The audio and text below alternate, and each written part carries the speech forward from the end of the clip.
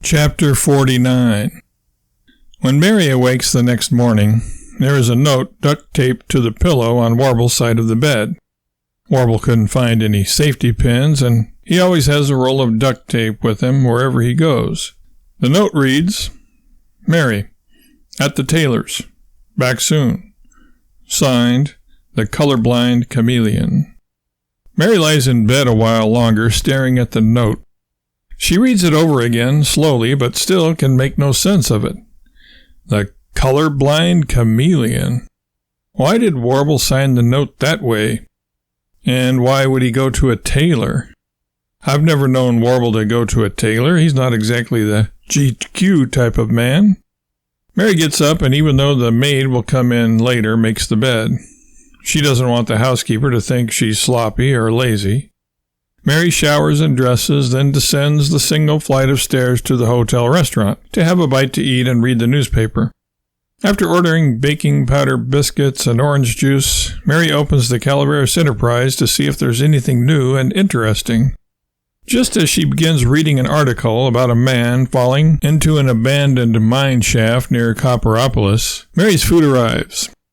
As she spreads blackberry jam on a hot, fresh biscuit, Warble walks in, carrying a bundle under his arm. He doesn't see Mary at first and heads for the stairs up to their room. He leaps onto the second step and is about to continue ascending the stairs in that fashion, 2 at a time, when Mary calls to him. Seemingly stopping in mid-air, mid-leap, Warble hurries down the stairs backward, whirling around when he reaches the bottom of the staircase and striding over to Mary's table. Sitting down across from his wife, Warble sets his package on the chair next to him and pats it with his hand. "Oh, thanks, Mary," he says, grabbing the biscuit out of her hand and stuffing it in his mouth just as she is about to take a bite of it. He then looks accusingly at the biscuit, sets it down on the plate, and lifts off the top half. Aha! Not enough butter. Mary, you never apply enough butter. You would think a resident of the dairy state would show a little pride in her homeland and spread generous helpings of the delectable stuff wherever she had the opportunity. But no, you conserve and scrimp and economize. Warble, that biscuit was meant for me. Mary, you're so selfish, always thinking of yourself, and when you knew I would be famished from a strenuous walk all over town and back again. The only reason I'm going to all this trouble is so that I can pay for your biscuit fetish and orange juice addiction. Mary has 2 choices, argue or ignore. She decides to change the subject. So, Warble, what's in the package? A new dress? Why would I want to wear a dress? Warble asks, confused. For me, Mary explains. I was wondering if it was a new dress for me. A new dress for you? Warble repeats, surprised. Why would you need a new dress, Mary? Did somebody die? Nobody died, Warble. Whew! Warble whistles in relief. That's good. I don't have time to attend anybody's funeral just now. I've got big plans for today, the next day, and for several more afterwards. No, Mary, in this package, he points at it and pats it again, is the snazzy, jazzy, eye-catching, form-fitting suit to be worn by yours truly as the you-know-who. That odd remark reminds Mary of Warble's cryptic note. Do you mean the color-blind chameleon?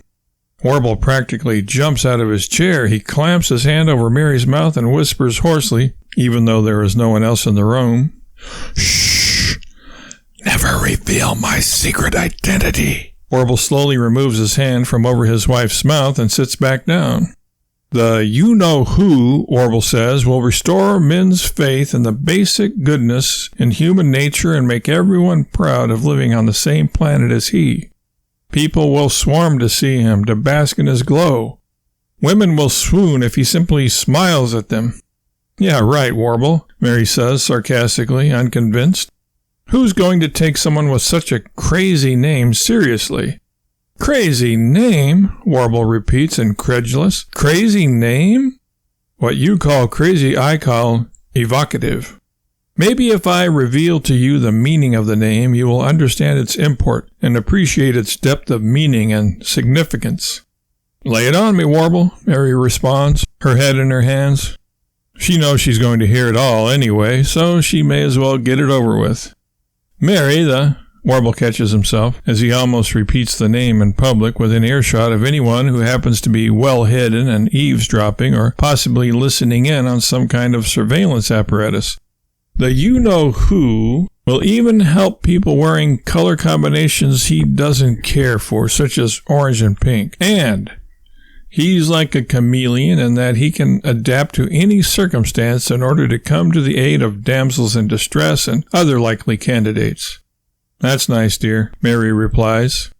Warble stands up and in his best Yul Brynner/James Earl Jones voice says, "Mary, watch that package. I'll be back shortly." "I'll guard it with my life," Mary replies sarcastically. Warble, not detecting the sarcasm, swells up with gratitude and pride. He strides to the door, opens it dramatically, and exits with a flourish. Or so he thinks. Mary shakes her head, calls for the waitress, and orders some more biscuits.